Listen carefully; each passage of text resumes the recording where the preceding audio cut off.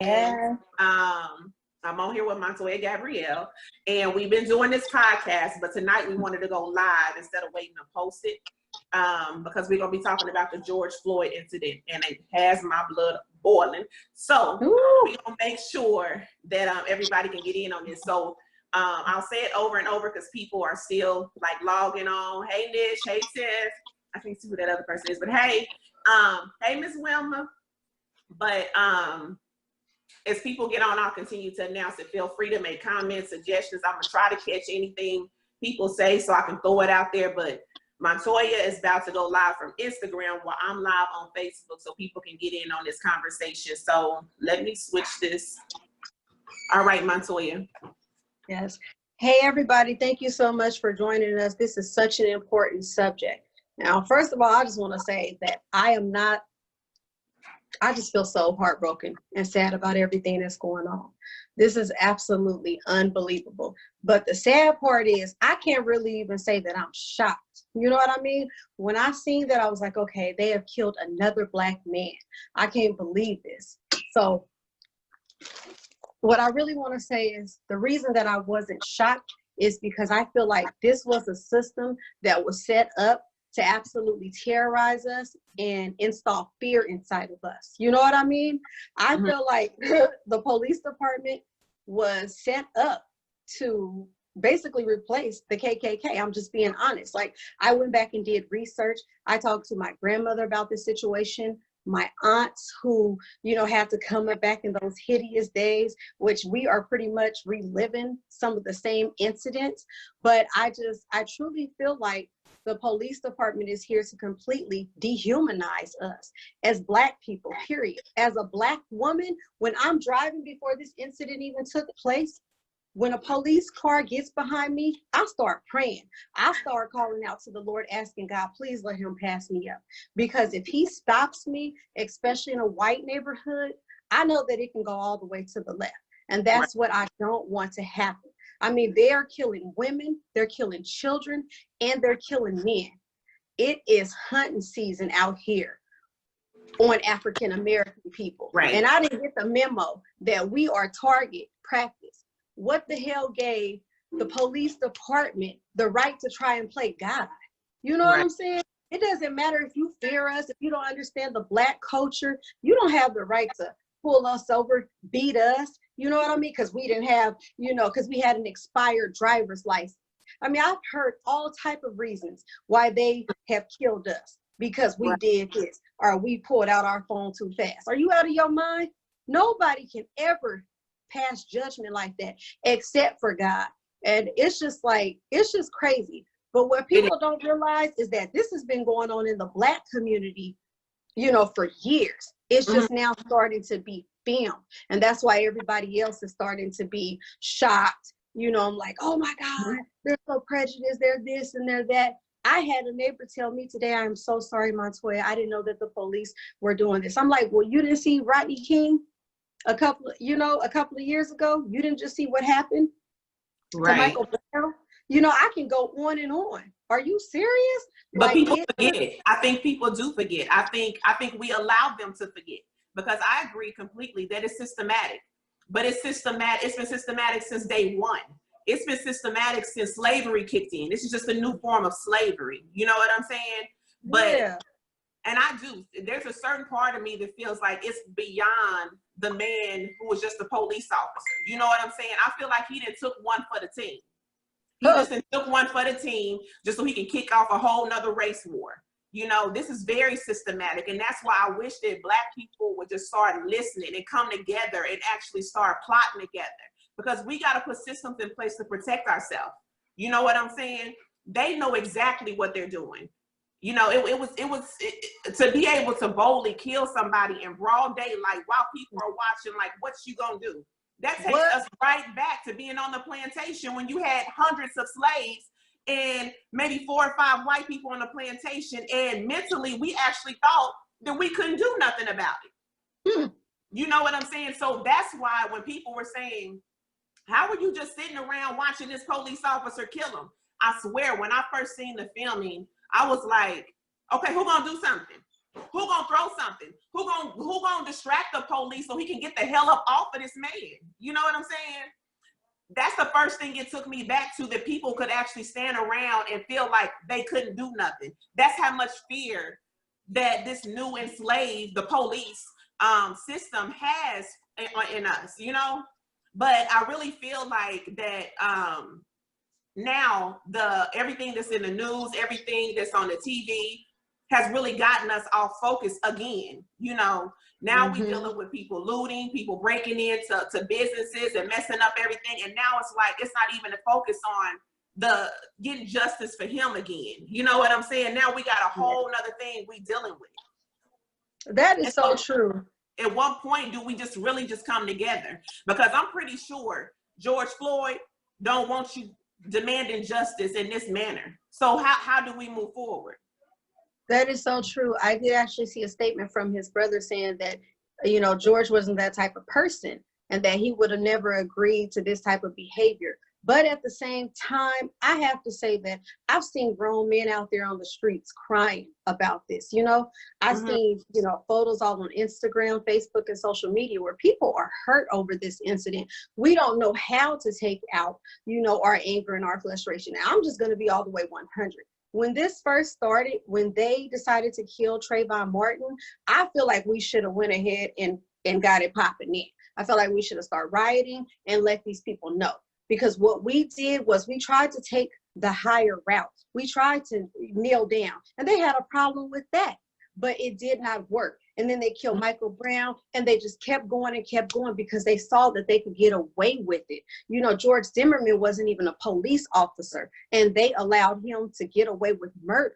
So the police were really like, okay, it's hunting season on African Americans. Yeah, so but I it didn't feel stop. like That same thing happened down here with Ahmaud Arbery. Those were people who called themselves making a citizen's arrest. That happened in February. Wow. Nothing happened until a video came forth. You know what I'm saying? And so that's the only thing. It's so many unanswered questions, and I try not to place judgment because you don't know. Everybody react different to anger. You know what I'm saying? But even in Atlanta, we cutting the hell up down here. That man didn't get killed down here. When we should have been cutting up was when Ahmaud Arbery got killed. Now that I agree. Like we could have been tearing up the city. And so that's my thing. Like if we're gonna tear up the city, then what? Yep. I feel like we need to put some strategies in place. You know what I'm saying? Like so tear up the city, we go to jail, and now we right back at point one. But maybe too it was a buildup because first Ahmaud got killed. And now, you know, George Floyd. So now people are pissed off because I was very shocked to see Atlanta going in like that. I mean, I lived in Atlanta for a couple of years, and Atlanta is really a peaceful city. Man, it's a peaceful city, especially compared to Los Angeles, California. But they're just tired of it. They're fed up, you know? And I feel like everybody that's out there rioting, I feel like they have every right to do that. And I'm glad that we have gotten wise, and we are not tearing down our neighborhoods and burning down our buildings. I'm glad that we out there rioting. Well, I haven't been out there, but I'm glad a lot of people are out there in Beverly Hills and in Santa Monica, because when it affects them, then something gets done all of a sudden. Right. And but you know what? Right? Help me to understand this, because I'm originally from a small town, Mount Vernon, Illinois. We don't play these kind of games, you know. Now we have protested. You know, my mom is a huge community activist in my hometown, so I've seen it since I was little. Something happened, yeah, we coming out, we throwing a rally. You know, I get all of that. Now you were out in LA. Were you out in LA when all of the Rodney King stuff happened? Yes, I was. Okay, so. Yes. This is what I'm trying to understand. The mind frame of people who say, okay, there's been injustice. So in results to there being injustice, I respond by breaking in stores and stealing and tearing up the community. Like, how does that make sense? Make it make sense for me. Well, okay, this is how I feel. This has gotten so much attention because people are out there rioting. When we tried to be nice about it and be cordial, they ignored us. They dismissed us. They laughed at us. You know, when we tried to kneel, I would always see all type of crazy comments. Now I feel like we are taking charge. It's sad that we have to do this, but a lot of times it does take violence to really get through to people. Like my neighbor said to me today, I didn't know that this was happening to you guys. I said, oh, you didn't hear about Trayvon Martin? You didn't hear about Michael Brown? You didn't hear about Eric Gardner? The only reason that I live in a really wealthy neighborhood around all predominantly, you know, white people that are rich. Really haven't even had an opportunity to really like interact with African-American people. You know what I mean? So for her to say that, that just goes to show like she is representing the rich culture. They don't give a fuck about us. They don't, you know, they never even noticed injustice until now. That's the whole key. Until now she's like, I'm sorry, Montu, I just want to give you a hug and comfort you and just let you know that I'm here with you and I support Black people. And she said, what can I do to help? She says, I don't just want to support by just giving you a hug and checking on you. She was like, now she wants to go, you know, into, you know, politicians and writing letters and stuff. So what you have to realize is that rioting and burning buildings down, it is helping. And it's sad that it has. So what you're saying is that, okay, so the video came forth of him getting killed. What you're saying is that a lot of people still wouldn't have known that happened if it wouldn't have been for the looting and rioting. Of course, they saw the video, but I heard a lot of people saying, oh my God, it's another Black man getting killed. Oh, that was so sad. That was it. It was about to be another murder that was gonna go unsolved, believe it. But once people started marching and coming together, and I'm also here to applaud the people who have come together. I'm talking about Caucasian people, Hispanic people. To be perfectly honest, Donald Trump had pretty much divided the world. Now I see more people coming together than ever. Even in Los Angeles, there's always been a lot of tensions between Hispanic and African Americans. I was real shocked when I went to get my tires finished and a Hispanic came up to me and was like, hey, fuck the police. What he did to him was fucked up. We want to go out there. We want to march with you guys. You know, it was really a shocker for me. So I have another question. So if Black people would have came together, different Black organizations, and we strategized and we peacefully, non-violently marched, organized different meetings and everything else around this world and made sure that it was televised and everything else, do you not think that people still wouldn't have heard? Or have we not ever tried it like that? Let me tell you this, we have already come together and tried that. There are all type of celebrities who have been speaking out on this. You have Jay-Z who just made a call to the governor. You know, you always have Al Sharpton and so many other people when there were other African-American males getting assassinated. Unfortunately, in this country, nothing moves until a white person has something to say about it. And it's sad that it's like that, but no, we had to get Caucasian, Hispanic, and Asian people's attention. I see people marching in Japan. I see the Amish community, everybody from all over the world. That is why these people will probably get prosecuted. Whether or not they'll get any time, I'm not really sure. But unfortunately, people don't respect us like they should. Let's just be all the way 100. We built this country and we are some of the most intelligent people on this earth. But for whatever reason, people constantly dismiss us and they discriminate against us. They do not place the same value on a Black life, not just the police. Let's be all the way 100. Yeah. I get discriminated against all the time. And I don't live in the South. I live in Los Angeles, California, and I am a target. I don't care wherever I work, the neighborhood that I live in. I had somebody ask me, and I drive a brand new Mercedes. I had somebody ask me, what are you doing in a neighborhood like this? They looked at me as if I wasn't even good enough to be in Santa Monica. I just want to be 100 about the situation, you know? So yeah, unfortunately, that's been happening for years. And unfortunately, it's gonna probably continue to happen because what we have to realize, it don't matter what label we got on, what we drive, at the end of the day, you're still a Black person. And I think a lot of us need to be reminded of that, because I think sometimes we get in our cars and we get on our labels and we forget. We're looking for some kind of acceptance. And so this is my thing. I do believe the way there was a Martin Luther King and there was a Malcolm X, and both forms of that kind of standing your ground was necessary then, I think it's necessary now. I don't believe that the only way to get people attention is to be looting and rioting. I don't, because at the end of the day, all that kicked off this weekend, and ain't nothing changed. The charges ain't changed that man had. Them other officers are not being charged yet. You see what I'm saying? But yeah. I do believe that sometimes when we react a certain way, they just see us acting up. They still don't hear us. We have to make sure we're heard. And that's when I feel like those nonviolent forms are the most effective way. You see what I'm saying? Well, let me say this. Let me say, as far as how they see us, all of the people really causing the havoc right now are Caucasians, Asians, and Hispanics, and some Black. If you look around, we're not really the faces of the people breaking the windows and getting in the cop's face, ready to fight. It has been all races, because they are tired of injustice. They're not even Black, and they're sick and tired of watching us get killed. So as far as the media goes, this is one time that they can't even put it on us, because they. Well, let me tell you this.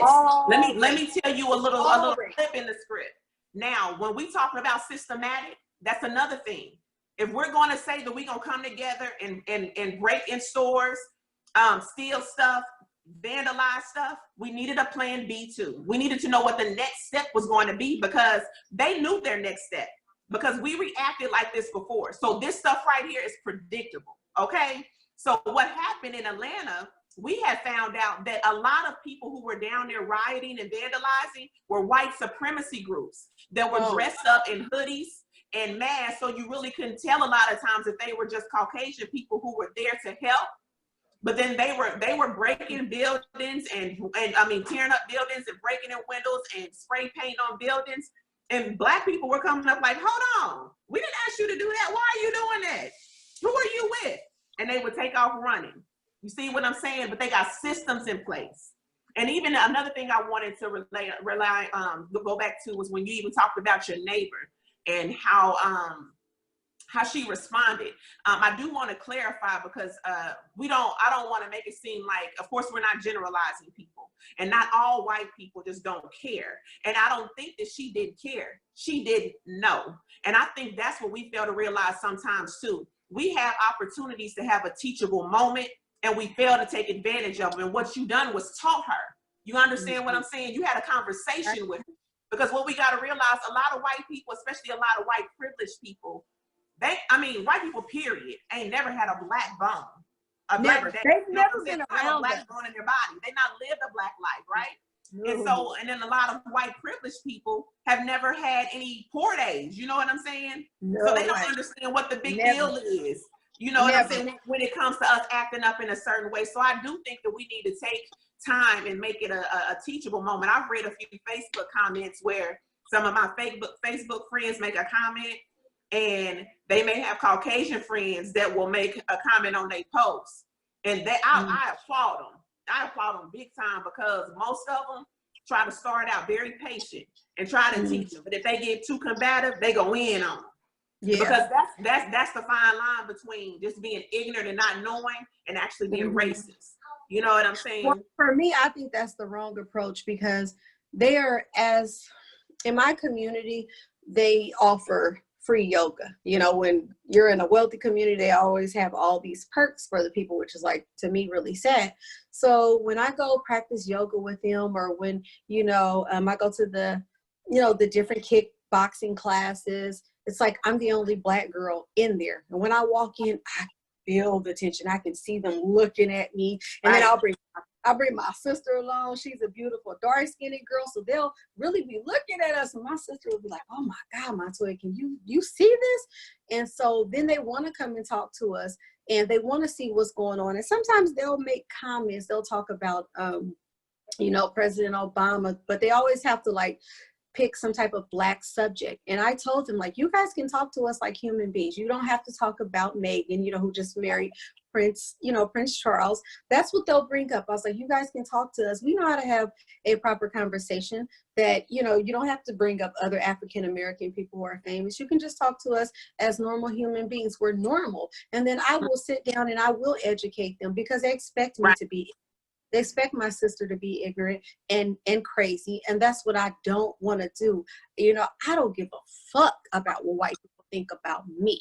But if God puts me in that position, I do want to take the time to show them that, honestly, we are really good people. We are the ones that are discriminated against and treated badly. I don't understand why the hell America is mad at us. They have caused all of the hurt and the pain and the oppression on us. So what are they so mad about? Why are they in fear of us? They have hung us. They killed us. They discriminate against us. They blackball us. Why are they so mad at us? You just answered your own question. So when I go in there, I represent, and my sister represents. And one person told me, and it's okay because I love to hear feedback. One person told me, you guys are really different from Black people. And I said, why? They said, you guys are kind of quiet. Y'all not loud. You guys are so this and that. And I'm just like, no, all of us are like that. Believe it. All of us are.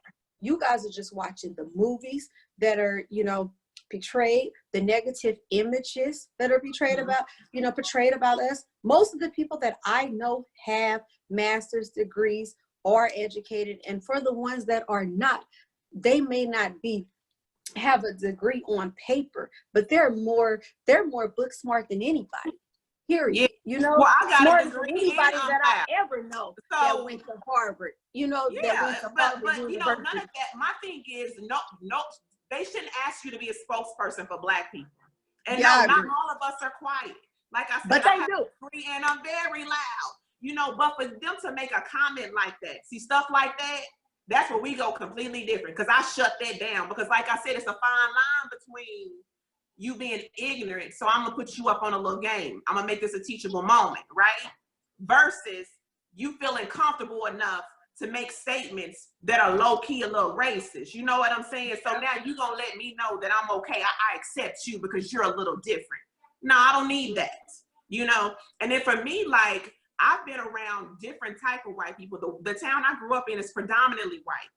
So there's a lot of times where you just got to pick and choose your battles. You know what I'm saying? But until I came to Atlanta, I never worked with a lot of Black people. You know what I'm saying? I was in a salon down here where it was none but Blacks, and I worked with predominantly white women all the time. I think it was maybe one time where I worked in a salon with one other Black. Every single Black person needs to take a trip to Atlanta. I'm sorry to interrupt you. Go ahead. I just, like, as part of history, you must go down to Atlanta. All of the Black people in Atlanta are so successful, doing well, and then they really work together. That was the first time I've ever seen that. I'm from Los Angeles, California. That's why they don't need to be down here tearing up nothing, okay? Because what I did experience in Atlanta is that even as Black people, sometimes we can stereotype and click ourselves away from other Black people, okay? And what I learned when I came down here is that people are people. Because there are some Black people that you don't want to fool with down here too. But what I love about Atlanta is that Atlanta, any other city, even LA, I hate to say that about y'all, but y'all clicky. In Atlanta, you can be amongst celebrities and they just cool with it. Ain't nobody separating themselves. Ain't nobody stopping you from getting your money down here. Even the small town that I'm from, there's a certain level. You can feel it. They don't say it, but there's a certain level that they want to allow you to get to, and then that's it for you. You know what I'm saying? It's going to be a lot up against you to have to go through. There's nothing stripping you down here. Times, as African Americans, I do want to address this. I'm Black and I'm proud, but we do have the crabs in a barrel mentality. I'm sorry. Most of the people who have ever tried to hold me back from anything that I tried to do in life were Black. I can honestly say it was nobody white. It wasn't my, Mexican friends or my Asian friends. I'm sorry. Everybody who tried to stop anything that I've tried to do in life, whether it's promoting my clothing line, promoting the movies that I was doing, or my music, they were Black. And that's But the I'm gonna tell you once again, Montoya, that's the sad part. And, systematic. and that's been years and years of experience. So I Mm-hmm. do want to say, except Atlanta, I will exclude Atlanta, because when I was in the That's eighth, right. so shout out to my girls in Atlanta and my girls from North Carolina. They took me under their wing and they said, you know what, Montoya, you got this, you got that. Cause I still kind of have the LA mentality, you know, get your LA on, you know, drive a nice car, have, you know, $5,000 bags and this and that. Yeah, y'all need to come down. But I have a business, I have stocks and bonds, you know. But the women in Atlanta took me under their wing and they said, I want to show you how to start a business. I want to show you how to, you know, have A1 credit and different things. So I will exclude some of the states in the South. But as far as I grew up, but it's a little bit everywhere. So, you know, and like you said, it's everywhere. Everywhere. We have to do better as people, period. Because we hold ourselves back. It's not, yes, the other races do make it a lot harder, but I'm telling you, anyone who has ever plotted on me and tried to stop something that I was trying to do to better myself was Black. It was never an issue when I was on their level or being complacent. But the minute that I tried to come up, oh, they did everything that they could to stop me. And that's what I want us to stop. Because me, you gotta look at where it comes from, Montoya. And it's probably not going anywhere quick because once again, that is systematic. That's what was taught to us. That's what was done to us when we were brought over here. Not to keep trying to just lean and handicap ourselves up on slavery.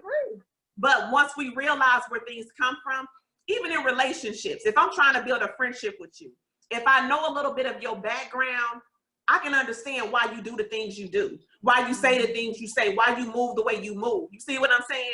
Yeah. So that's all I'm saying is that I kind of don't go as hard on our people when they do certain things because it's like, I see where you get that from. I know where that came from. You know what I'm saying? But at the same time, I got to move around because I can't let that stop me. But exactly. I kind of understand it, and it's very systematic. But we got to realize that we got to start coming together, and that's my point when it comes to the George Floyd issue. So Killer Mike made a big, a very touching statement down here.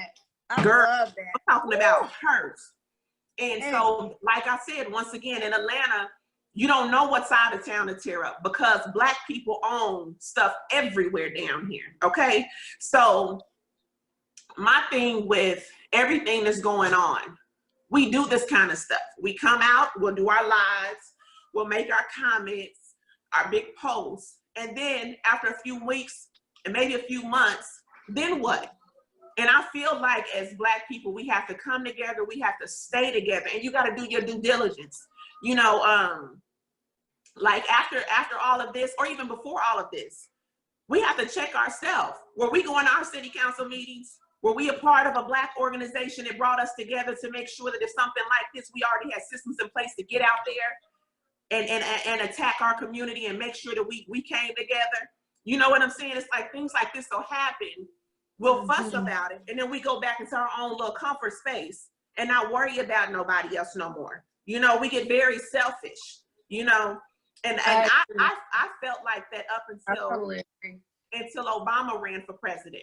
When Obama was running for president, I don't know, something sparked in me, you know, and I had to get out in my community. We had rallies, we had voter registration rallies. I joined the NAACP finally. It's just a lot of things that I was like, no, you know, before I encourage somebody else and tell somebody else what they need to be doing, I got to make sure I done swept around my own front door, as they say, like get my house in order. You know, I know that's right. So we have to make sure that we're doing our what we're supposed to do individually. You know, like I'm raising Black men. You know, my fiance is a Black man. Yeah. I don't know what conversation to have with them right now. You know, that conversation went from make sure if a police officer pull you over, you know, that you don't talk back, you don't get crazy, you know, put your hands where they can see them. You know, now we know none of that works. None of that is working. So I don't know what conversation to have with them right now. You know, you got Breonna Taylor down in Texas who got killed in her apartment. That was you know, so like, sad. It's innocent things happening that's going I mean, like, there's no justice for it. There's no justice for it. So that's where I'm at with it. You know, you had the two young the young man from Morehouse who got tased over the weekend for just riding by in traffic from a protest after our mayor had put a curfew on the city, you know. And you know what? I want to take the time to shout out the mayor of Atlanta, Keisha Bottoms, because she did something about that situation. She saw that, and underneath that post, she said, "This is so sad." One day later, she had both of those officers fired. You know, so and they were she black used men. her platform. They were really black men. So where do we go? And they were black men, and to discipline them. But see, those are probably black men who have been terrorizing other black people in the community, because once they put their uniform on, they have privilege. And a lot of them, they really don't associate themselves with black people. You know what I mean? Because they're trying to prove different things to the cops that they work with.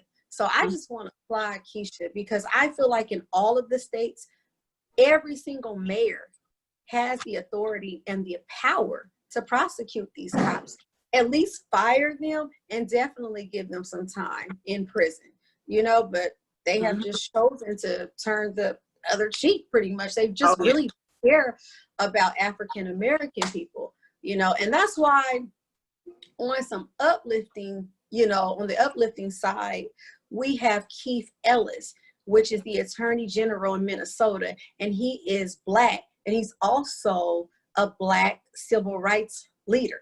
So I'm praying, you know, having somebody like him on our team, I feel like he will really go to bat for us, because it's a lot of people that have to, you know, they choose to go with the rules or they're sellouts. So I feel like I was kind of reading up on him and, you know, reading up on his history.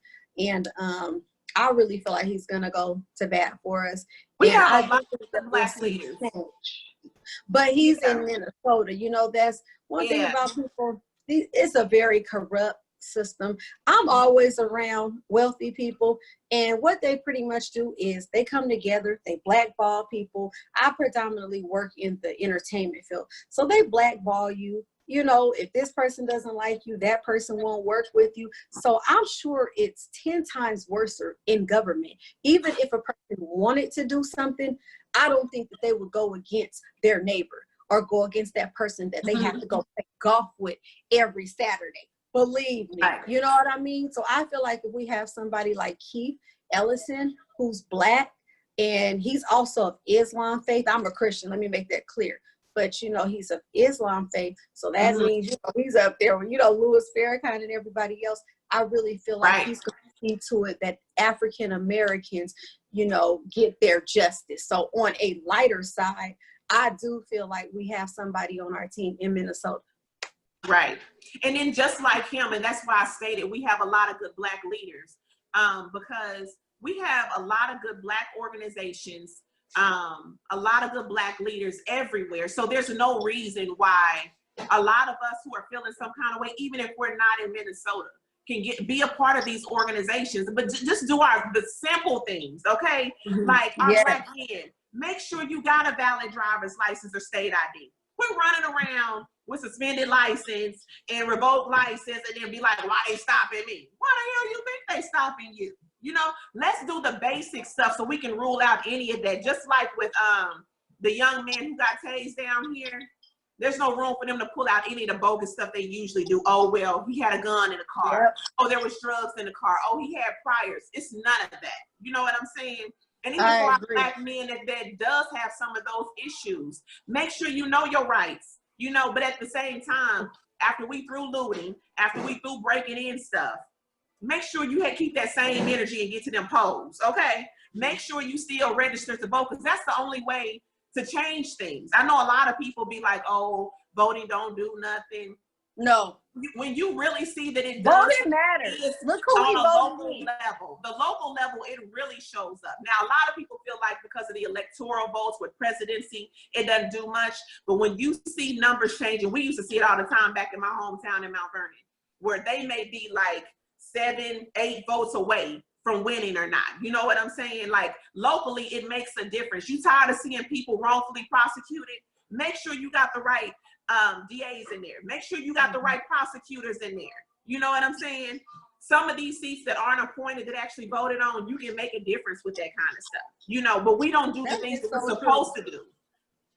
So everybody that's out there cutting up and angry, let your anger lead you to do something that's going to really make a difference, not just make a difference today. I do agree with that, because when Obama was up for a president election, I'm not even going to lie, I seen lines in South Central full of Black people. I'm talking about from lined up from one block all the way down to the 13th block.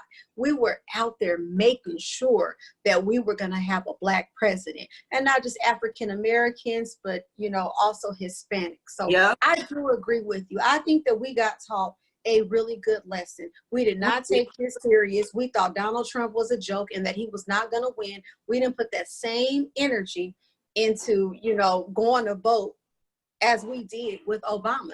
And now we have Donald Trump in the office. And I feel like a lot of people have been very racist, but they felt, you know, comfortable just bringing it to the forefront because they have Donald Trump.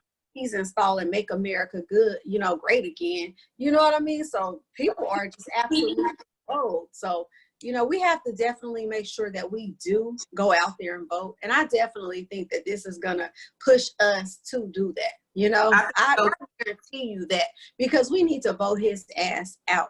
Yeah. I don't think a lot of the things that happened this year would have took place if we didn't have Donald Trump in the office. You know, the wrong person can really pump people up. You know, the wrong person can pump somebody up to do, you know, a negative thing. When I have somebody a word of encouragement inside of me, that will cause me to stop being negative and go to the left and do the right thing. But when I have somebody pumping me up, I got a strong mind, so I won't at this point. But when you got the wrong person in your ear and pumping you up, you're going to go and do something that you shouldn't do that's going to cause you a lot of trouble in the end. Right. So that's or something that you wanted to do. You just need somebody to support your wrongdoing. And that's what he's doing with a lot of people. A lot of people have just been laying dormant. And now they're bold with it, okay? And even for some of our Black leaders, you mentioned earlier that we got a lot of celebrities that have come forward over the years and stuff. But what I don't like, once again, is that sometimes I feel like they're out there alone. You know, if you have a strong Black leader in your area, whether it's a celebrity or not, get behind them. You know what I'm saying? Because yeah, we got like T.I. and different ones down here that come forward. But we got Jay-Z, he's standing up, Jamie Foxx, you know, Steven Jackson. I think that's amazing because they are really putting their self on the line. Because what a lot of people don't know is that in entertainment, you know, white people, they run the entertainment field. So if somebody says something wrong, if they want to, they could try to blackball them or stop their, you know, their bag or stop them from being in certain movies. So, you know, they are really putting their self on the line by taking a stand. Exactly. And I want to applaud them because there are so many celebrities that are huge and have major platforms that use our Black culture to get millions and to get billions. But I don't see not one of them stepping up to the plate to say anything. And I think that that is so crazy. I was so disappointed by certain celebrities who have been quiet during this time, releasing some of them needed to stay quiet. Some of them needed to. Did you see Lil Wayne's statement? I haven't seen that yet. Well, yeah, girl, his statement, like he really needed to stay quiet. Did nobody need to hear that? Because he really said nothing by saying something. He wasn't talking about much of nothing. You can look it up on the Shade Room, but even some of our leaders, like I applaud them. But at the same time, if they're our leaders, we got to get on board and support them. Our leaders weren't saying, y'all, look, Friday, Saturday night, let's go break in stuff. Let's go tear up stuff. Let's go tear up our city. You see what I'm saying? If they are leaders, let's get behind them and support them. As a culture, I feel like we're torn right now. We're tearing at each other. We're going in all different directions, and we're so much stronger together. But we need to sit down and actually plot. Because I completely see it different. This is the first time that I've ever seen all races come together. We usually have Caucasians or Asians like, oh, what are the Black people so mad about? Why are they so angry? But I have seen so many Caucasians put their life on the line to Yeah. riot with us. And I'm not talking about the ones that's dressed up and, you know what I mean, trying to cause havoc and problems, but I've seen Caucasian people getting beat up. You know what I mean? Getting beat up by the police. I've seen them crying. They're passionate about it. Like I said, my neighbor was really hurt. I seen the hurt in her eyes. So I would really say, I feel like Donald Trump started to divide the country, but I feel like this is bringing us together. And now a lot of people could check their self too on how they also look at African Americans, discriminate against us, and how they treat us as well. Because I mean, I'm just gonna be honest, when I walk in the store, especially a high-end store in Beverly Hills, they follow me around. Let's just be real. When I'm, you know, going into some of my, you know, yoga classes and different things, you know, I'll see a man like, do you have your card to get in? Yes, I have my card to get in. I live here just like you do. So I feel like a lot of people will check themselves on discriminating against us, because what that police officer did was he discriminated against George Floyd. You know what I mean? I feel like it was a complete setup. The problem that they've had with us is kneeling, and he purposely made sure he kneeled on his neck, and he smiled into the camera as he did it, and that nasty motherfucker looked like he was enjoying it. You know what I mean? I feel like it was a setup, and he was doing it for the Ku Klux Klan, the neo-Nazi, and all of his supposed, you know, white race. Because I also heard that in Minnesota, there are a lot of KKK groups and organizations, you know. So I do feel like this was strategically set up. I feel that in my heart of all hearts. But what he thought that he was just going to kill George and get away with it. He didn't know that he has caused an all-out war. You understand what I'm saying? But if we don't come together, our war ain't gonna end good as usual on this end. That's my point. Like, if I'm playing in a basketball game and my team ain't got no plays, we ain't even practice, and then here come this other group, and they coming in, they dressed alike, they've been practicing every day, they about to kill us. You hear what I'm saying? And so when I say it's not bringing us together is when we got leaders who are coming forward saying, y'all stop, y'all go home, y'all stop breaking in things. When our leaders have to take time away from trying to go get some justice done, to go back to their communities and say, y'all stop cutting up.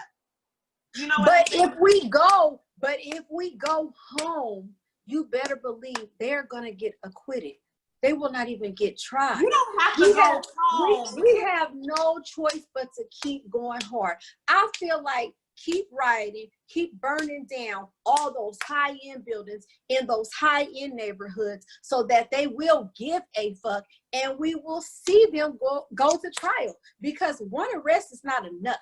It was 4 people who participated in the lynching. So that was a lynching. I don't know if you guys saw the new videotape, but they put him in the car, they tortured him and tormented him, and then they pulled him out. That was the last couple of seconds of his life.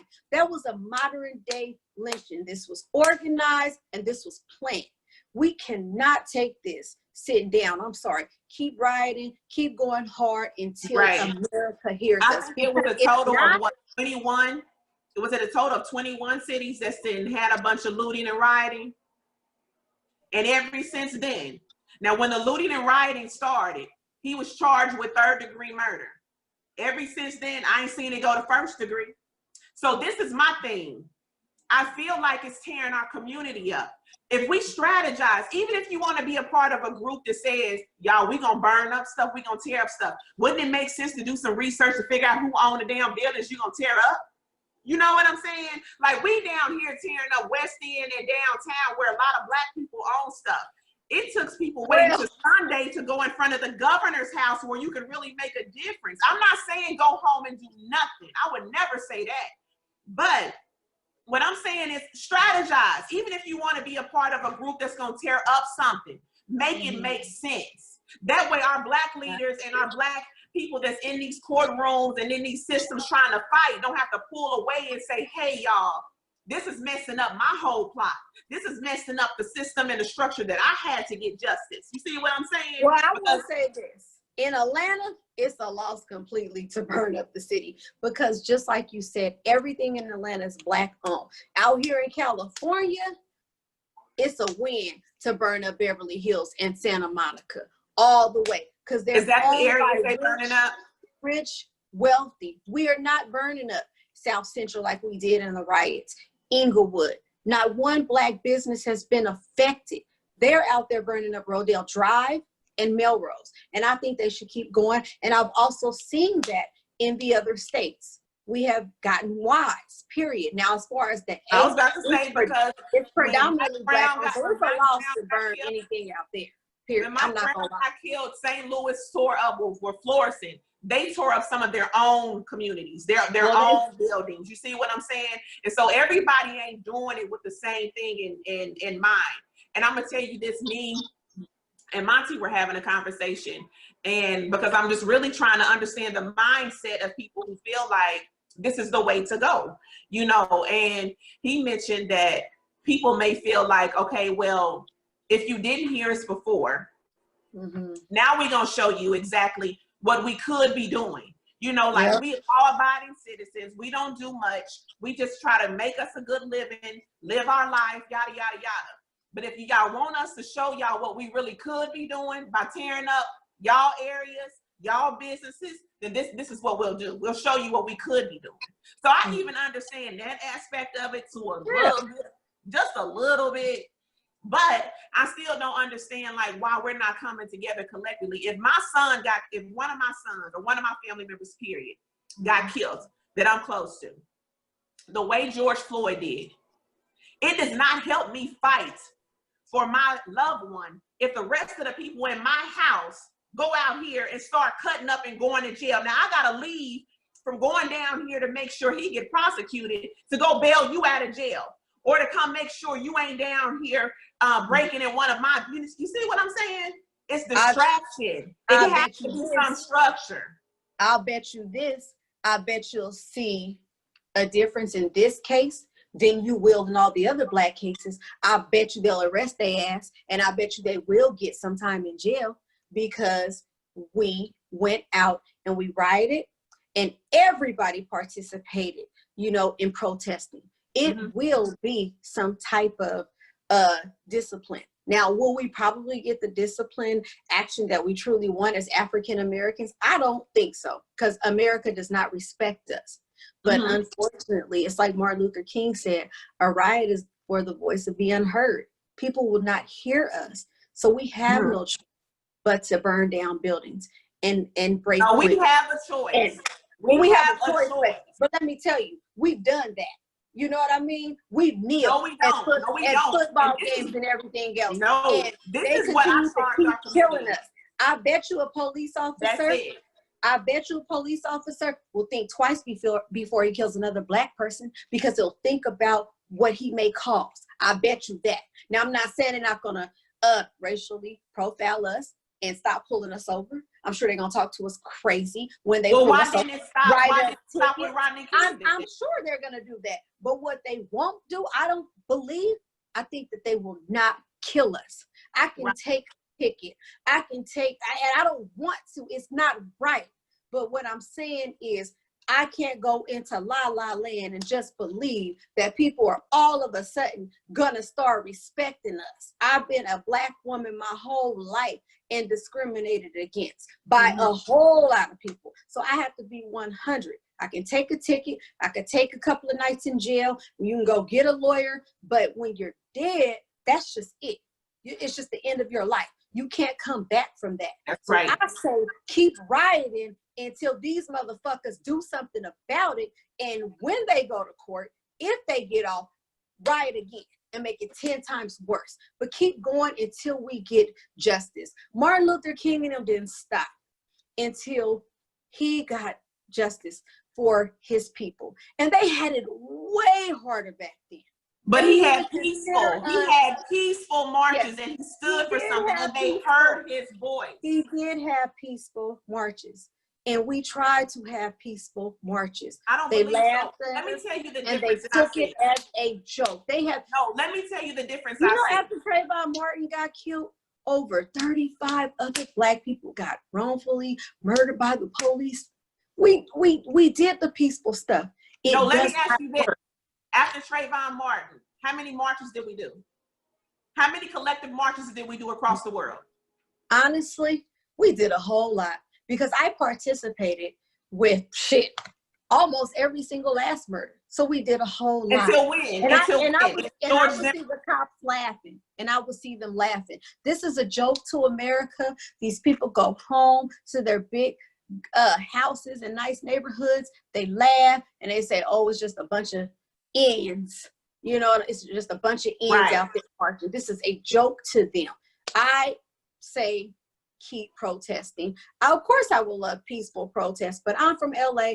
I witnessed the LA riots. I say burn that shit down.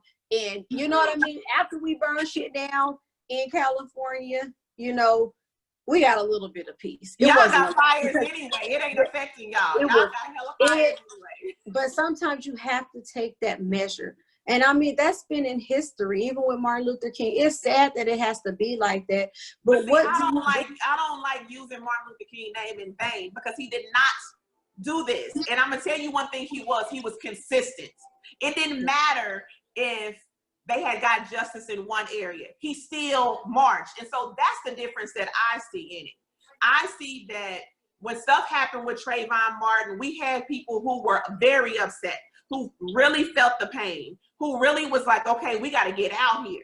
And then it dies down. So my thing is not this. We can keep rioting and keep doing everything we can, even the peaceful ones, until justice is served. But then what? I want Black people to still come together and continue to fight for equality, to fight to make sure this doesn't happen, because we'll fight and we'll do all this, we'll march and everything, and then we go silent into somebody else's field. That's our fault as a people too.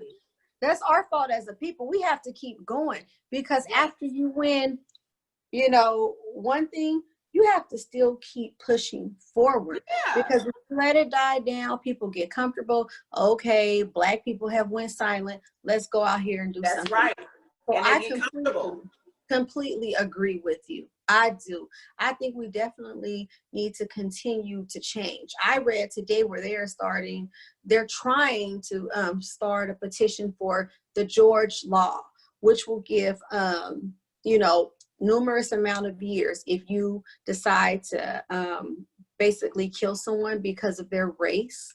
You know, if it's like racially, motivated, and that you will be charged as a terrorist. And I think that would be wonderful, whether it's a cop or whether it's a security guard, you know, or whether it's just somebody that fears a Black person. So they feel like, well, I'm just going to get them before they get me. So I think that we need to put those laws into action. And those are the things that make a difference. And I would like to see all of the other people who killed, you know, Breonna Taylor and Trayvon Martin and Michael Brown and Eric Gardner and Castro. I would like to see all of them prosecuted too. I really would, because you can't get away with murder. Period. You know what I mean? Nobody can take anybody out but God, and God did not give those people the okay to go and judge them and kill them. So I feel like they still need to be prosecuted as well. And those are the things that we need to be putting in place. And that's the point that I go back to. After we're through breaking in stores and doing all this stuff, even after the peaceful marches, I mean, let's continue the peaceful marches, but make sure that we're trying to put legislation in place that's going to make sure that when people do these things, the right repercussions happen. You know what I'm saying? And that's the reason we're having to march. That's the reason we're having a protest, whether it be violently or not. It's because the right laws ain't put in place. So we need to make sure we do those kind of things too. You know, and also another thing is, like, we used to do this back in my hometown. We would have little rallies and little informational sessions, little town halls, to make sure that people understood it. When it comes to politics, a lot of times our people feel like we're talking over their heads. You know what I'm saying? But you need our community leaders to break this stuff down to them, to make sure that they can attend different town halls or whatever, to make sure it's just informational. I'm not even trying to tell you who to vote for, but I want you to know who's out here, what they're standing for, and what they're saying they're going to change, how it affects your life. You know what I'm saying? But people got to get involved. All that stuff sitting back, I'm not voting, It's not Yeah, going to no, help. It's not going to that's change. Then they that's got to bull. start doing stuff. That is bull. Because recently I had took my uncle, you know, he's about 86 years old. I took him to the Inglewood courthouse to vote. And, you know, they were so helpful. The people, you know, he's on a cane. So this African-American woman came out and she says, I'm going to come to the car. And she was helping all of the elderly who are in wheelchairs, on canes, or just anyone who was handicapped. Because like she says, they're trying their best to make sure that we don't vote. So she says, I'm going to do everything that I can do to make sure my people's vote get in. So we need more people like that. You know what I mean? More people like, Right. I wish I could name a lady at the Inglewood courthouse, because, you know, that will definitely, because we had to wait in the car for a really long time. And by the grace of God, you know, my uncle wasn't discouraged, but a lot of other people would have kept it pushing. So it is important that it's made easy for us.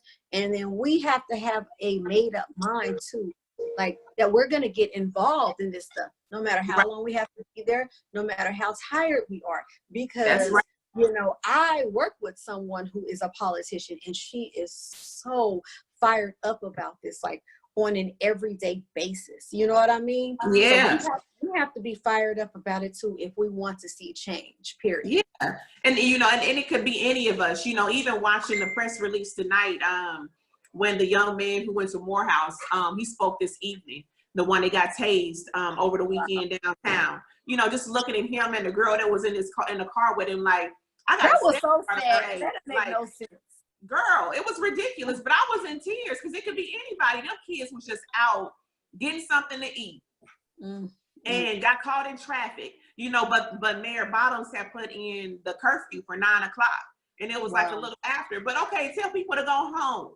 You know what I'm saying? But I don't know, a lot of this stuff just has my blood boiling, but a lot of the things that need to take place, yeah, we need to have a conversation amongst each other too. That's my issue. It's like we need to have a little living room conversation in the Black community, and a lot of stuff we need to say to each other. We don't want white people to say to hear. You know what I'm saying? I agree. You're not growing up folks be like, "Don't talk out of my house." You know what I'm saying? Some things I want to say in this house stays in this house. Exactly. And so a lot of things I want to say I won't, because it's stuff that we do need to say amongst each other. But even with white people, like, I do feel like we should take that time. And once again, I applaud a lot of my Facebook friends I've been seeing, because they really been taking time to really drop some knowledge on some of the white people who they really don't get it. They don't understand. They don't get it. And they've never had to wake up and fear their kids' life. They've never had to wonder like, oh dang, like my baby just a few months old, but I wonder at what age I'm gonna have to explain to them. And that's what I want to say. I did have one white friend who called me and said, well, Montoya, I understand what happened and this and that. I'm so sorry, but why are you guys out here rioting? And I said, I told her, I said, you sounding real white right now. And I told her, until you get the phone call that your brother has been pulled over and shot and killed because his license was expired or because he had a busted tail light, I don't want to hear anything from you. I told her, I said, I want you really to shut the fuck up, because you cannot begin to understand what it's like to be Black and to be a target and to be tormented and to be tortured and to be so scared and to be lynched like that. So I told her, I said, you go back and you watch that tape and you read up on history. Then you ask me, why are my people rioting? Until you know what it's like to be treated like a criminal. Because the only crime that we have in America is being Black. That's it. And until you know what it's like to be Black and to truly be hurt and terrorized, don't call me. And if you do call me, you better be calling me to offer condolences, okay? That's pretty much it. So she was sounding real white. So a lot of time, racism will truly, there's like an kind of hidden racism in a lot of people. And you'll really see it come out at times like this. But I want to really take the time to say thank you to all the other people, like all of the Caucasians that I see, Hispanics and Asians, who are marching with us, who do understand, and that are demanding justice for George. I love that. This is the first time. I like it too. I ain't thanking nobody though. I ain't thanking nobody. I like it though. I like seeing it, but I feel like they get it. You know what I'm saying? Those who are out there, I'm like, okay, y'all get it. You know, that's just like my kids. I'm not one of them parents to give out money for AIDS because that's expensive. You know, what else you gonna bring up in here? You know what I'm saying? So I ain't gonna thank you for doing what you're supposed to do. That's what you're supposed to do, because this ain't just our fight. This y'all fight too. You know what I'm saying? Y'all gotta be in class. Y'all gotta be at work. Y'all gotta do a lot of stuff with us. Like it or not, we here. Okay? So this is your fight too. You know, we're not going anywhere. You know, but I will say, like, one of my best friends, I mean, she was in the delivery room with me, with my kids. White girl, red hair, like true white girl. You hear me? Yeah. And I know she loves me to the bone, and she don't see me as her black friend. She sees me as her friend. But I will say, like you said, sometimes some racisms are just deeply hidden. Sometimes they're conditional. You know what I'm saying? Like, being from a predominantly white town, a lot of times things happen with us and white people, and we just don't call them on it because we pick and choose our battles. And if we don't call them on it, then they just go on with life doing that thing, thinking that it's okay because the one black person they done it to didn't say anything or do nothing about it, so it must be okay. That's why even working with white people, I would use certain times, as like I said earlier, as a teachable moment, and I would do it out of love. You know what I'm saying? Because I really want you to hear me, and if you really love me, you don't want to hurt me, so you're not gonna do this again, okay?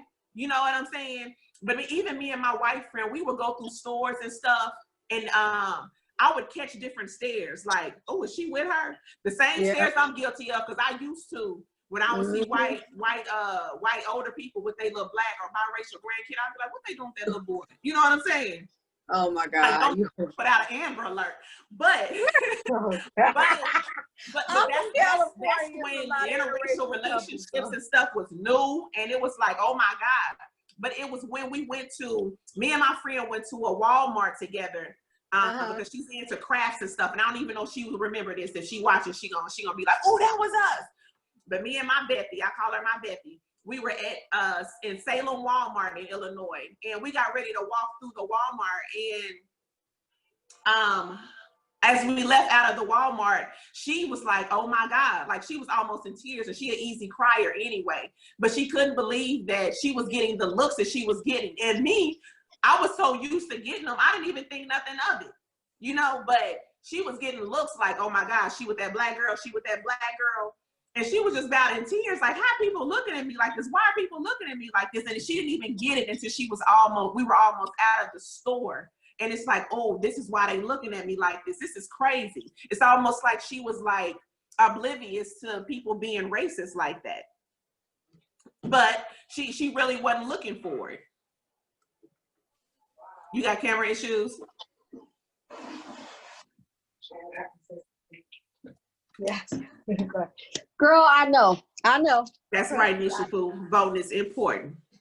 Yes. Girl, I know. Sorry. No, that's okay. I was just finishing up the story about me and my friend, and how it took a different kind of situation for her to see how people was like maybe even looking at her for being with a black person. But in that moment, she was able to feel it a little bit. You don't know how anybody feels until you go through it. You know what I mean? This is totally off the subject, but a matter of fact, I'm not even going to bring it up. But I had a friend say, you don't understand, Montoya, because you've never been through it. And I was like, you know what? She is right. You know, she had a really traumatizing situation happen to her. And I'm like, that is true. I can't relate, and I can't say what I would have done and how I would have gotten over it, and what therapy I would have, you know, went and got in counseling, because I haven't went through it. So it's really hard to put yourself in somebody else's shoes when you don't have to walk in them every day. Right. That's true. That's true. And that's why I wanted to ask the question. I've been looking for explanation of why people act in a way that I don't think I would act. You know what I'm saying? Like, I really was just lost to, but I'm like, it happens almost every time.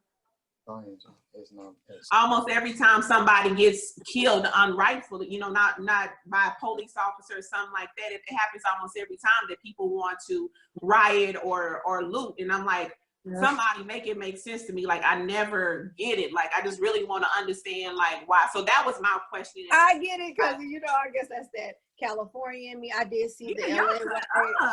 And yeah, we didn't really cut up this time. I was actually very shocked, but yeah, the LA riots we did. Yeah, y'all been pretty good down there. Y'all been pretty good. Y'all Great. got a lot of white supremacy groups.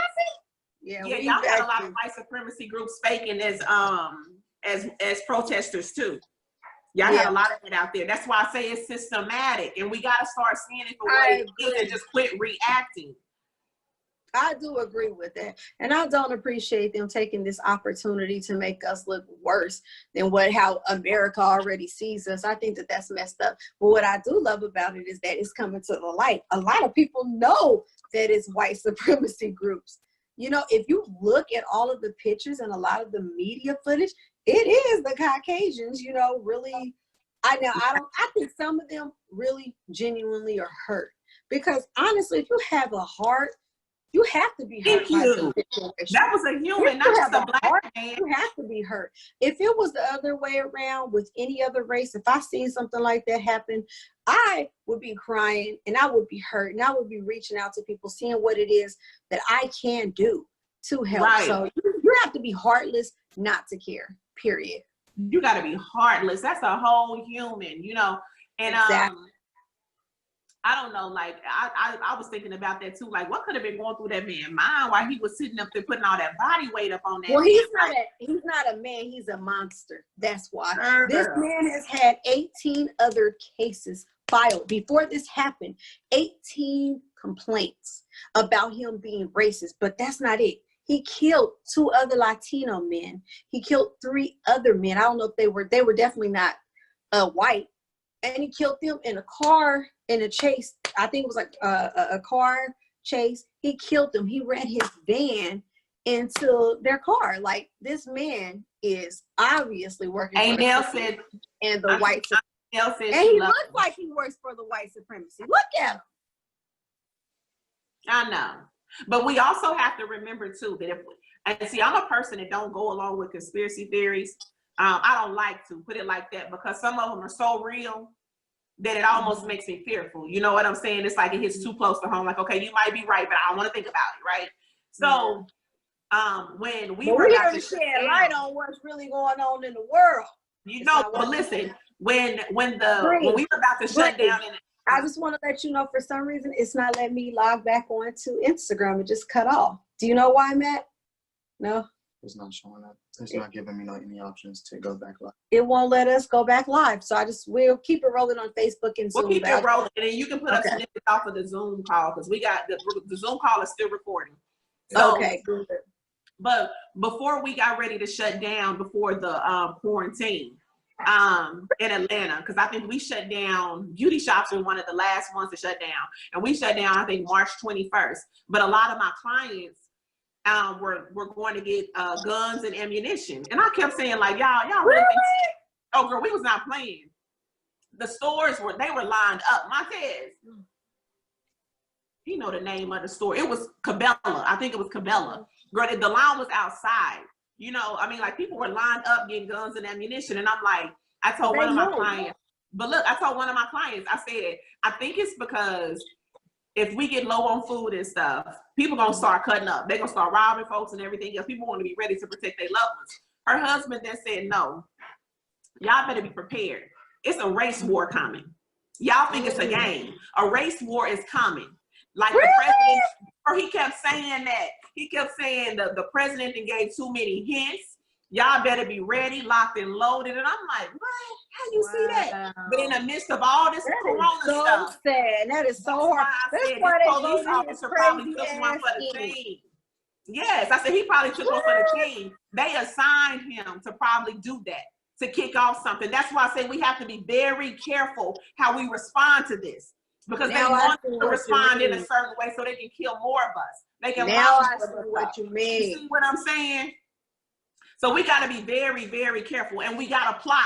We got to have a system in place. So, like, I really charge our community to get with community leaders, get together, and everybody forms a plot and a plan together. I don't want us doing different things within our community, and then they driving a wedge between us, and we losing focus of the other things that we should be focused on at this time. You know what I'm saying? Because even George Floyd's brother, he went down to the memorial site they had for him, and he kept saying, "Don't do this in the name of my brother." Really? He That's said wonderful. that. He said that. Wow. He said, "I'm his brother, and I'm hurting, and I know you're not hurting more than me. So please don't do this in the name of my brother." And I seen that image of him. Oh, my heart went out to him. Oh my God. Girl, and I'm telling you, I be mad. My team will tell, I be mad. I be ready to just like fight. You know what I'm saying? Like my blood be boiling, especially because I'm a person who wants to know. I want to plan, you know. Yes. And like I said, I'm in a place where I feel helpless. I don't know what to tell my boys right now. I don't know what I'll Well, I'm do gonna if tell I you call that like that. the first thing that you can do is, for everybody out there, you have to stay prayed up. A lot of people do not know God, but I am telling you, you have to pray. It would be times where I was getting ready to come in contact with danger. I wouldn't even know I was coming in contact with danger, but I don't leave the house in the morning until I pray. And I mean, I have a very overwhelming schedule. I am always busy. I mean, on a normal night, I get 4 hours worth of sleep and got to have a coffee. I'm not going to even shout out what coffee company because I'm not doing that right now. But I have to have a big cup of coffee to even, go.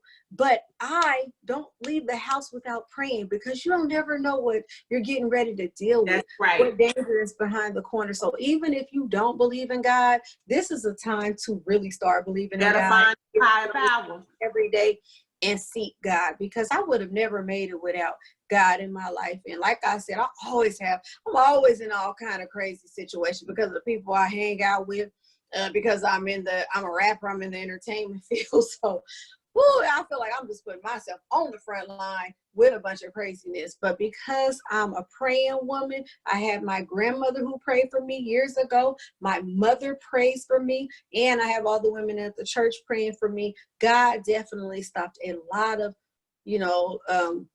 horrible things that were supposed to happen to me.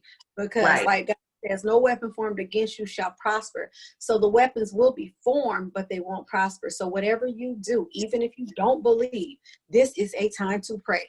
The devil is not playing with the world right now. He is laughing because the devil's busy. He's causing all of this chaos. So like I said, I had to rush and be somewhere at a meeting at a certain time. And I said, I'm just going to be late. They're going to be upset with me. I said, I'm about to pray. I did not leave that house, without praying. And I don't even feel right in my spirit right now, leaving the house without praying. I'm a Black woman. We got the National Guard out. Yeah, I'm in Los Angeles, California, where they really could care less about your life, So it's impossible for me to leave the house without praying. And even if you have young children, especially if you have Black brothers, husbands, sons, you better get on your knees and really start praying. I'm telling you that I've been praying for all of the Black men in our country. And it's sad because there is Black women and children. They don't care. It's honey season for African Americans. This is the first time other communities are seeing this. But we have always seen this type of injustice in the Black neighborhoods. That's the sad part. And we were just so conditioned to this and just so immune to it. So now the rest of the world, thank God for social media and camps. Now the rest of the world, they're only getting a sneak peek of what I have been experiencing, for the last 27 years, to be honest. Yeah, and I agree. I feel like at this point, everything that we knew to do, excluding prayer, is out the window. So what's left on the table is prayer. We have to stay prayed up. We got to keep our country, especially our leaders right now, prayed up. Yep. I'll let you show it in a minute. And at the same time, we just got to make sure. I say it over and over again because sometimes, especially younger people, even me, and I'm not young, I'm middle age, I guess I would say, but I still want to say I'm young, but I'm middle age. You still look good, girl. But we don't have all the answers. We got our elders here for a reason. So go to the elders in your community. Go to your community leaders and get behind them. Don't just get behind them when your son go to jail. You know what I'm saying? Don't just get behind them when you have an issue and then you forget to stay with your community leaders. Back them, stay with them, because when you look at history, like me and you said before, we've rioted before, we've looted before, we've marched before. But one thing we fail to do is stay consistent. Yes, we have to stay consistent. We have to stay involved in what's going on in our community, and we have to vote. You know what I'm saying? Yeah. Like people, we push this all the time, and we push it harder during election year. But we have to stay consistent in what we do. This is my thing. I don't know if you saw this video. There was a reporter talking about, well, why are you guys doing this? There was a Caucasian man who jumped in the interview and said, all y'all have to do is stop killing Black people, and we wouldn't be out here protesting and rioting. It's that simple. Why is it so hard to stop killing African Americans who have not done anything? It's that simple. This would not be going on if you guys would stop racially profiling us and killing us. In every single case, not one African American was doing anything wrong. That is the fucked up part. They really got killed, and it was in vain. You know, right. And I really feel it's just really sad. I don't know why it's so hard to stop killing us. They are not God. You know what I'm saying? And they don't have the right to take our lives, to judge us and say we're criminals, we're trash. I've seen all type of Facebook posts and Instagram posts talking about white supremacists, or just white people who are not even supremacists, that are just racist, saying it was a glorious moment to see the life sucked out of him. I seen people posted on top of somebody's neck talking about, help me, I can't breathe. I've seen all type of things. And even as we're marching and protesting, I seen in Huntington Beach where a Caucasian young man saw Black people out on top of the car, you know, saying Black Lives Matter, and he yelled out, shut up, coon. And what I was proud that this man from California jumped off the car and said, what did you say? And fired on him and knocked his ass out. Because you know what? Sometimes that's what has to be done. This is a sensitive time right now. We are hurting as people. And you have the nerve to yell out, shut up, coon. And I mean, he got out and knocked his ass out. It went viral and knocked every motherfucker in his clique out. And sometimes that's what it takes, because this is not no game to us, and this is not no joke. Period. Yeah, he's just ignorant. That's somebody you couldn't have had a teachable moment with. But I'm going to tell you why it happens. And I'm going to tell you why it can't be as simple as for them just to stop. Because we weren't intended to still be here. You know what I'm saying? To go through everything that we went through in slavery. I think Oprah had said it before. A few of our elders has said it before. That system of slavery was designed for us not to even make it through. Okay, so that's why they can't just stop killing us. And there's too many laws put in place that allows them to get away with killing us. So once again, it goes all the way back to us not forgetting where we come from, us not forgetting the plan that they had for us. And they still want that plan seen through. You understand what I'm saying? And when I say them, I don't mean all white people, but they know who I'm talking about, okay? Yes. The racist white people. We're not talking about the ones who love us and are marching with us and praying for us and are on our side. We're not talking about them. We're talking about the ones who are still ignorant and hate us for absolutely no reason. Yes. So we need to come together and we need to vote. That's how they stop killing us. We put legislation in place that has horrible repercussions for steady killing Black people. Get rid of these laws where we can legally still get hung and lynched if we're in a certain area past 6 o'clock or when night falls. There are places that still have those kind of laws in place. Those are the things we should be focusing on. In 2020, that's crazy. In 2020, you know, so I really just feel like moving forward, I challenge Black people to really just get a part and be knowledgeable, have a presence in your community, get a part, get behind one of your Black leaders, be aware of what's going on in your community, know who your senators are, know who your state representatives are, know how you can change. Let me tell you this too, for African American people, sometimes in life, you don't really have to even be educated in a certain field to go in and attack it. Sometimes, you know, a lot of things that I've started in life, I had absolutely no training, no experience in it. God would just put me right there in that position and he would cause me to excel. So you may have a degree in nursing. You may have a degree, you know, you might just be knowledgeable in retail, but don't ever think for a second that you can't switch and go into another field. If you're great with promoting, then you would definitely be good at knocking on people's doors and asking them to vote and getting their, Right. you know, candidate votes. So I just want to say, don't ever be in such a negative mind state or like a complacent mindset that you feel like you just have to do what it is you know how to do. You are, Right. Black people are so smart. We built this country, you guys, and we built this country from nothing, okay? So we can get out there honestly, and we can be a part of everything that's going on with the Right. election.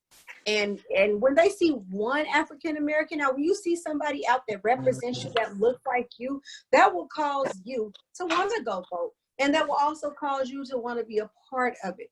Don't be ignorant to the fact that we are extremely smart and we're extremely valuable. The world does not want you to think that you have value and that you're smart enough to do certain things. They want to keep us down, but you know, the devil's a liar. That's all I have to say. So if you I had to change my view view. in your head, I would suggest that you get involved in your community. Honestly, this is, if there was ever a time in life, this is the time. You know, Right. this is definitely the time.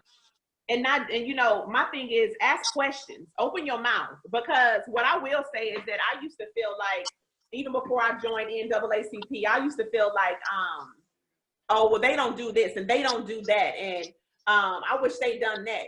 But I will promise you, as soon as I joined NAACP, look at Montana. Hold on. Let me change this phone so it ain't anything. But as soon as I joined NAACP and I started asking those questions and saying, well, you know what? I think it would draw more young people if you done this or if you done that. You know what I'm saying? Mm-hmm. They started adding those things. So like you said, some people who really feel like they're not into politics, or they may not understand it, or they may not know it, go to your community leaders, because sometimes they're waiting to hear from you. They want to know what it takes. They're in place to make sure you get what you need. So they want to know, like, exactly, like, what is it you need to know, what you want to hear, you know, how should we do it to make sure people like you, your age group, gets this information, you know. But you just got to go to them, you know, and let them know that this is what we need as a people, so you can collectively get a plan together. So I really feel like Black people need to come together, strategize, plot before moving forward anymore. And even for white people that really, really have true concern, true empathy for us, and really want to help, I charge them to talk to some of their racist sisters and brothers. You know what I'm saying? And help to understand and see it. You know, now hatred runs deep. Some of them has just had this embedded in them and instilled in them since they were just born. You know what I'm saying? I agree. But I really do. I really challenge them to have those conversations. And I heard one of my white friends say, oh, Montoya, please don't come in. I was in high school. Don't come in. My grandfather, he's really racist. But it's really not his fault. It's just really not his fault. He was just raised like that. And I'm just looking at them. They were twins. And I'm like, what the hell do you mean it's really not his fault? Don't come to the door. So I never mess with them again, because white people really believe that in their mind. It's really not his fault that he's racist. That's a choice. Are you out of your mind? It's a choice to be hateful towards somebody else. At any given moment, I could decide I don't want to hate this person. You know what I mean? And then I had another Hispanic friend. She was from Boston, and she said, Montoya, my mother raised me to be prejudiced because she had got robbed by a Black man. And she says her mama told her all this stuff about Black people. And she said she went away to college, and she said every single Black person that I met didn't fit any of the stereotypes that my mother installed in my head. Because I asked her, how did you end up becoming such best friends with me? She was like, because everything that I was taught, it wasn't true. Every single person that I met that was Black was such a good person. And she said that too. She was like, it just wasn't true. And to this day, she does not want me to meet her mom. You know, I've met her aunts because we've been friends for a while. She doesn't want me to meet her mom because her mom is that racist, all because she got robbed. And I said, well, what does your mom say about getting robbed? She's like, well, mija, you don't know what it's like to have a gun pointed to your head. And I said, you know what? Your mom needs to get over that. And that is really a shame that I didn't point the gun. I've had several people from different races do me wrong. I've had Asians follow my ass around the store. I have had white people just when I walk in call me niggers. I have had Hispanics say we don't even want a nigger living next door to us. But you know what? I still have Hispanics that I'm best friends with and that I love and that I would go to war for. A lot of my best friends, I live in California because it's so diverse. So to be honest, I really have friends who are white, Asian, and Armenian. I have more friends that are different races than I even have black friends. I'm just gonna be honest. So I never, allowed the trauma and the horrible experiences that I've had to, go through ever make me feel like, okay, I'm not gonna fuck with other Caucasians. But we never do. Or other Asians. So, and black people, we never do that. We never. We're the most forgiving race it is. But people are so quick to say, fuck us. If we do any little thing, it's fuck us. If we slam their car door wrong, fuck us. And I don't understand that. Well, I'm gonna say chuck them too if that happened. But we're very forgiving. We're very forgiving. And my mom, she used to laugh at me all the time because I used to feel like when I first started doing hair, I worked in white salon. It was a corporate salon. And I can imagine. I was the only black girl, of course, but growing up in a predominantly white town, you always in a situation where you're the only black something somewhere. You know what I'm saying? So that's not kind of odd to us, but I was the only black girl who worked at the salon then. And so people would come in and my manager would say, like, we're not having that. People saying, oh, I don't want the black girl. So that let me know people were saying, like, I don't want the black girl, right? She's like, well, then you have to come. She said, I tell them that if they don't want you, then they don't need to come in here and get their hair done, right? And I was like, okay. So God has always put people in place where when it comes to some of those things, I really didn't have to stand up because they got to know me as a person first and not, oh, the black girl. Then they were like, no, we're going to ride for her, But even once they finally got me, girl, some of them white people that I finally done their hair, cut their hair, couldn't get rid of them. And so I had this thing in my head where like the white people that say they don't like black people, they ain't met me. Like once you meet me, you gonna love black people. Well, they haven't met a lot of us, to be honest. Heck no. We are some of the best people on this planet. We have great hearts. Yes. We are funny. You know what I mean? Like we bring so much to the table. So if you hate a black person, it's because you grew up in an all-white neighborhood and you have not encountered one of us. And I have heard that from several people that I'm friends with. And when I take them to meet my other friends and my family, they're like, wow, I have such a different perception of black women that is like really, that's normally portrayed on TV or on movies or, what they would have seen. So it's just so sad. You know what I mean? It's like knowledge is really power. They don't often put themselves in our shoes. Like they're scared of us. Because we're a minority. How many times can we go into any establishment and say, well, I'd rather not have the white person? You know what I'm saying? Because they're everywhere. We never have the option to say we don't want to deal with you. But the fact that you have an option to say whether you want to fool with us or not. And even if you don't want to fool with us, sometimes have the power to have us removed. You know what I'm saying? Like even in 2020, recently, me and my friends went on like a mini vacation to Dana Point. And when we were in Dana Point, we walked into this restaurant and it wasn't even a 5-star restaurant. It was a whatever in the middle. And the lady, the hostess, she tried to put us on the patio. And I said, bitch, we don't want to be on the patio. It's hot as hell out here. So then we're walking through the restaurant. Oh my God, we weren't doing anything wrong. You could just feel the tension. I mean, they were looking at us crazy. Our waitress, she was so nervous. She was like, can I get you guys drinks? And I was just like thinking to myself, like, oh my God, this is so awkward. There was 2 black males and then my friend, she was Latina, but she has more of a white appearance. And I mean, the waitress was so uncomfortable and I don't want to say nothing. And I was like, and then somebody else brought it up, like, do you see that? I mean, the whole restaurant was staring at us.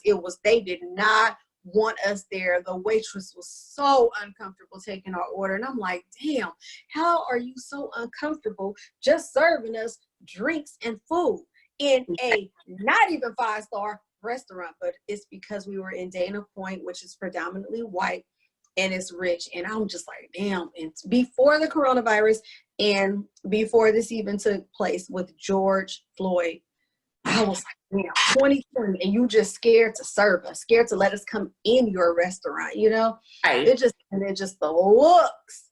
I'm like, God, this is just a crazy world. I don't feel like people are ever truly going to accept us.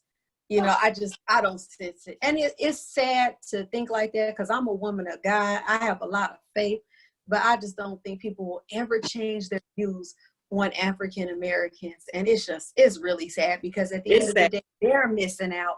And then we have to suffer because, you know, people will be like, hey, right, go get your seat on the patio. Yeah. And it's okay. okay. It's okay because they don't have to accept us. Just stop killing us. You know what I'm saying? You can be in your own little world. You can do what you want to do. You can hate in your own little private area, but you need to respect us and stop killing us. That's what it boils down to, you know? Yes, and so even like me and you have done tonight, there are a lot of things that we may see differently, but we love our people. We love our culture. We love our community. I am so pro-Black. I really am, even though and the thing all is, of my friends are different races, but I really, you know, do ride for our culture. I really do. I really want to see Black people win, be successful, and to truly be happy. You know, I'm one of the people, when I find out about information, I'm constantly trying to pass it along so that I can see others in our community win. You know, that's just how I am. Yes. I want us to be at the level that they're on, period. Yeah. Well, in my head, I am, you know, like, I don't know how they see me, but I am. And I just want to make sure that even going forward, like I'm going live on Facebook right now. I have a lot of white people that are good friends who I know love me dearly. I have some that are just friends and they may not love me, you know, just holler. That's You'll find out after this podcast. Okay. And that's cool too, because they need to unfriend themselves if it means that me loving and supporting my culture is offending them. That's the thing that really just eats me up when we post Black Lives Matter and they'll respond, all lives matter. I ain't talking about your life right now. Okay? Because your life is not in jeopardy. So I don't even know, when people try to come back and say all lives matter, bitch, are you being stopped? Are you being chased down and hunted like an animal? If you're not being stalked and hunted like an animal, I don't want to hear shit about all lives matter. Yes, your life matters, but bitch, you're not going to get pulled over and shot and killed. Right. And it shouldn't offend you. So Black Lives Matter. That's the point of Black Lives Matter. Yes. It shouldn't offend you that I'm loving on my culture, that I'm supporting my culture, you know, and I'm not even forcing you to. So, that's the only thing that I don't care for when we have other people that outside of our race that we say are our so-called friends. Your real friends love the fact that you support the culture you're a part of. So, you know, like we're doing our podcast, we're making sure we're talking about current affairs and everything else. Definitely. Usually we want to touch on music, we want to touch on all the fun stuff. But this George Floyd thing is just like everything, because nothing is worth it if you can't stand for something. You got to know who you are. You got to know what you stand for in order to be successful and prosperous, and or you'll just sell out at anything, you know. And that's why we did this podcast tonight, because we want to bring awareness about, you know, the George Floyd situation. We want people to see what's going on. There are still a lot of people who haven't even, you know, seen the video and truly don't know what's going on. I asked two of my cousins, they said, no, I haven't watched the video yet. I was like, well, you need to go watch it. It is so sad. But I'm sitting here yelling and talking to the TV like the officer can hear me. He don't even understand how bad I really cussed him out. But even if he didn't hear you, I don't feel like he would hear you. He's a monster. He's a monster. You know, he's doing the devil's work. So it didn't matter. You had African Americans that were screaming, he can't breathe, stop. He didn't give a fuck. He had a smirk on his face. He thought it was so funny. I've never seen anything like that in my life. And I've seen some pretty evil things growing up. Oh, yeah. I really have. But I've never seen that. Your Aunt Nell, she said hello. She said she loved you, proud of you. Hello, I said hi, I love her too. And another reason that we also, because this is what counts to America, we also did this podcast to let you guys know that on July 7th, the whole world, I'm talking all minorities, African Americans, the Hispanic community, as well as the Asian community and the Caucasian community that want to stand up for justice, we are doing a blackout day. On that day, we are not going to spend $1 in America because, unfortunately, all America cares about is money. You know, back in the day, Martin Luther King, they boycotted. That's when he was able to get laws changed and systems changed. So what I really want to say is that on July 7th, do not purchase a damn thing. Show July these people 7th, y'all, 2020. $4, they cannot make it. And if you are a different race and you stand for justice, don't purchase anything at all. Trust me. So what I want to do is I'm going to be going around in my community, putting up posters all throughout Los Angeles, California, and putting up posters of July 7th, the blackout day, because a lot of people are not even aware that that's going on. So if you are in Chicago, if you are, you know, in all Arizona and all of the different states, make sure that you're not only sending out an email blast and a text message, but go out and let people know. Don't buy anything. Don't buy anything. Let these people be shook and let them be scared to know that if we, because African Americans are the #1 consumers, so let them know that if we don't buy their shit, that they will sink. And that's all that they care about. And I will also be releasing t-shirts next week. And the t-shirts will have the date, the blackout date on them. And it will be the "We Can't Breathe." And it will say Justice George. And so you guys can look forward to me releasing got on her shirt next week. So it's gonna, you know, what I really want to do is I want to make a statement with my shirts. I want everybody to be walking around with the blackout date. And I want to get the word out there. I refuse to let this young man just die. I refuse to let him die.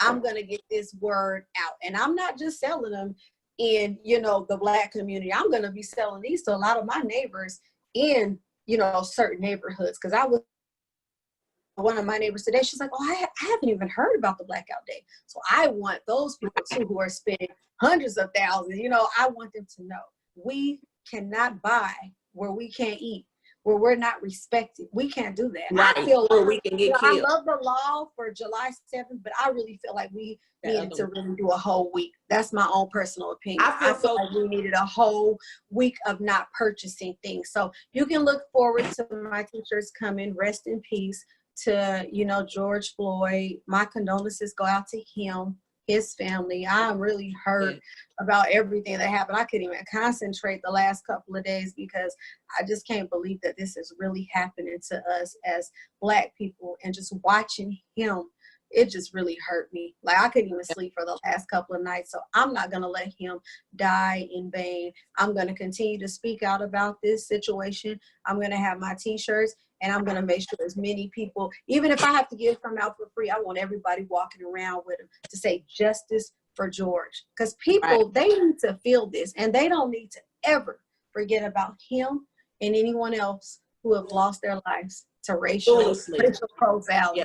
That's, I mean, that's ridiculous, you know? It's foolish. Really it's real foolish. And hopefully, because that was a charge that T.I., the rapper, gave to our community. He came up with the blockout date, and so hopefully they'll come up. T.I. came up with that. That's what I'm saying. We got to get behind what our leaders are saying do. So hopefully he can come up with another date. Maybe they'll do 2 or 3 consecutive days and just have us not spend. But they do need to feel that. Yes. Just like if you guys are watching this podcast and it goes viral, we need to do more than a day. We need to teach them a lesson because y'all, we spend more money than anybody. Y'all already know we benefit.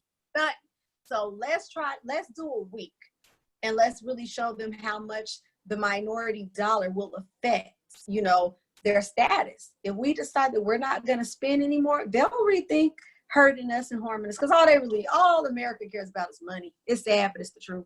That's true. And that's when they start to hear you, is when you're talking about money. So exactly. I'll find the T.I. post. I know I can repost it on Instagram, but I'll try to save it and feed it to my Facebook page too with the blockout date so we can keep reminding people of that. And then you'll have your t-shirts up. This is a t-shirt that we've made, Top Notch Tees. I don't know if you can see it good. Oh, I love that. Oh my God. have all three on the shirt. Oh, that's Yeah, so we got sad. all three of them on the shirt because Wow. and all of these deaths happen like real foolishly. And I'll put up some more because we have like 3 different designs that we made for a couple groups or whatever, and then we can go on selling them. But I think this one has all 4. This has 4. I love that one. Show that one, Bree. I love that. Yeah, this That's one's Tiana Taylor. Yes, so that's Breonna Taylor. Oh, That's Ahmaud Arbery from down here in Georgia. That's George Floyd. And this right here is Sean Reed. He was a young man in Indianapolis. I see. I didn't even hear about that. What happened to him? The girl, this was right before George Floyd. See, they ran him down. He was live. He was live on his phone. So he caught it himself. He knew he was in danger. You hear me? You're kidding me. Yes. And then here's another one. This is Montana's shirt, child. And Montana can tell you, girl. She can tell, especially about Breonna Taylor. Montana knows her story very well. To tell you how she passed away or whatever, got killed. But yeah, so I'll post those t-shirts. They'll be available, but I'm definitely gonna post the blackout date and any other information I think people need to get. My hometown, Mount Vernon, they done an exceptional protest this past couple of days. They were out there again today. It was very peaceful. No, I didn't mean to put clothes. No, you good. You good. Okay. They even had people demonstrating. They were laying down on the ground for 9 minutes in the same position that he was in, just so they can try to relate to how he felt. And of course, no knee or body weight was on them, but they really wanted to just try to relate to how he was feeling. You know what I'm saying? So that was remarkable. I was so proud of my hometown. But it's a lot of people out with different protests and stuff. People just gotta look for whatever. But whatever I see that I can repost to help people be a part of, we'll do that. You know, just stay tuned to my page, which Brashanta Bree Barnerly on Facebook, Just Breezy 1 on Instagram, and then Montoya Gabrielle. What's your IG and Facebook? My IG is Simply Montoya. That's SIMPLYMONTOYA. And all of my Facebook pages are Montoya Gabrielle. And I want you guys to DM me. I want you to, subscribe on my YouTube channel, which is also Montoya Gabrielle. And I want you to leave, feedback and comments. Let me know what you guys think about the situation, because what we want to do next is we want to hold like a therapeutic, live, so that other people can come in and speak on how they're feeling. Because right now, we're at a state in our lives as African Americans where we're traumatized, and we can't always be strong Black people. We have to also talk to people. A lot of my friends who are different races, they go see counselors and they go see therapists. And I feel like Black people have to experience trauma after trauma, and they have no outlet at all. So what we want to do is we want to start holding therapy sessions, and we want people to come on. Nobody's here to judge you. We just want everybody to, let loose and talk about how they feel. And if you feel like what was done to George Floyd was was right, and you don't feel the same way we feel, we would like to hear your opinion too, because we would like to convert you, And it's not right, but we just want everybody on here and, and just giving their opinions and being able to let out some of their frustration. So we definitely and hopefully have their, go ahead. The therapy session is good, and hopefully we can learn from them. There's a lot of definitely of these issues, and not just the George Floyd issue, but like our podcast is a platform to just talk, period. We said it on our podcast, which y'all will be able to catch all these on the YouTube channel eventually. But especially with Black women, we just feel like the conversations need to be had. And there's several different conversations, but I feel like we can all come together. We don't always have to agree, but the conversations need to be had. And it helps us to grow. It helps us to understand each other. So then we can love on each other. We know how to love on each other a little better, And but then also too, I want this to be, a podcast too for women. We are definitely, me and Bree are definitely women of color, but I am in California, so it is a very diverse, state. So I want it to be for all women. As women, we carry so much. We have to get up, go to work, take care of children who are tripping out and have issues, deal with men, whether they're husbands or boyfriends who want to do right and don't want to do right. So after we're done pouring into somebody else, who's pouring into us? So that's why we also started this podcast. So this podcast, it's for women, period. But it will be definitely coming from, two Black women from our standpoint. Yeah. But we want to have, a lot of guests. And we really want to use this as a platform to promote female empowerment. We truly do. And then from time to time, we'll have guests on, maybe some male guests, Oh, but definitely. We want to make sure that we're pushing the female perspective and empowering women, But definitely this time, and we don't know, depends on how the news goes, how our community acts. We may be able to shift the conversation next time, but this time we definitely wanted to dedicate this time to talking about the injustice in the African American community. So like we said, go to our IG pages, our Facebook pages.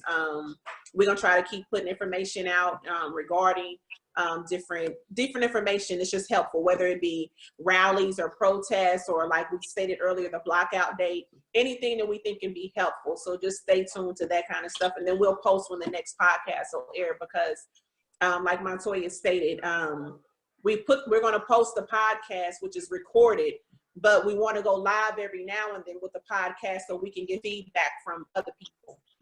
So any questions or statements that people want to make during that time, it'll be helpful for us and the viewers. So the therapy session that we'll be having will be the live session. Exactly. And until then, I just want to let everybody out there know to stay prayed up. Whatever you do, stay prayed up, and remember that Black lives matter too. That is the phrase that people keep forgetting. It was never just Black lives matter. It was Black lives matter too. That we are incorporated, with everybody else. We count too.